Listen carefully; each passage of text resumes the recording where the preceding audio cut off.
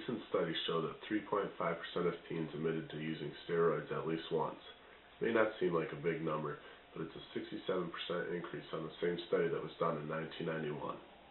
Many people believe that the youth steroid craze can be due to the professional sports industry, like father, like son.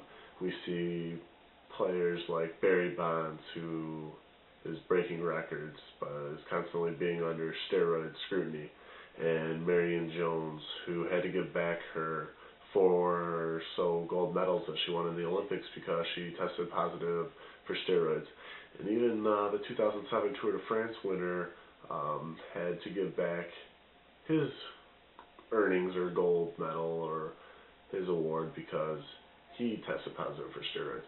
So kids are starting to almost look up to the professional athletes, believe that the only way they can make it is to, use these performance-enhancing drugs, these steroids, to actually get to the level. Hard work isn't good enough anymore because they see some of the best athletes using these steroids. I mean, USA Today did a report that in 1997, after Mark McGwire broke the single-season home run record, that steroid sales went up 1,000%. So you could definitely see that there's a correlation between professionals and youth sports. What's done at the professional level will go down to the colleges, and the colleges to the high school, and sooner or sooner, youth steroids are going to, be on the rise. So that's why I believe that we need to start testing high school students for their uses for their use with steroids, to see if they're using steroids, and also to educate them, maybe send them through a program to help them better understand. I mean, steroids used at a young age can start your growth to where you only grow 95% of what you were supposed to. And it can cause other problems with their body. So if we send them through an educational program, they can better understand, what it's actually doing to their body and why they shouldn't take them. And then we can, if we test them in the high schools, they won't do it, because it would be almost like passing a physical. If you pass the steroid test, then you can get on the field, and if you don't, then you have to sit out, or you're ineligible, just like you would if you failed a physical. And recent studies show that there's not much being done right now to stop youths from using steroids. I mean, only about 4% of high schools are even testing for steroids.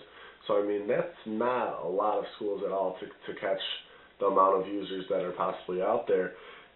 And really, I mean, something needs to be done, because kids are looking at it like it's, coaches are turning a blind eye. They're not paying attention to their students that are using steroids. And even if they don't know or do know, if they're not testing it, it's basically saying, hey, it's okay to use these steroids.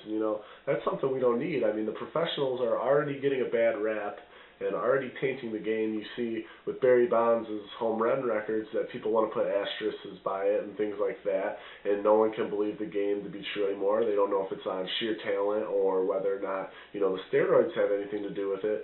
So if you start testing at a younger age, that will, cut out some of the potential users that could be damaging the game. I mean, you're not going to catch all the users at the young level, and they might pass one test and fail another one. But the point is, we're making an attempt.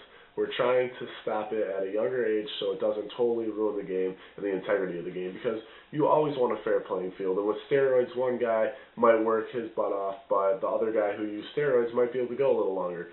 And you just want to see a good hard work ethic out there. You want to try your hardest, and you don't want steroids to be involved.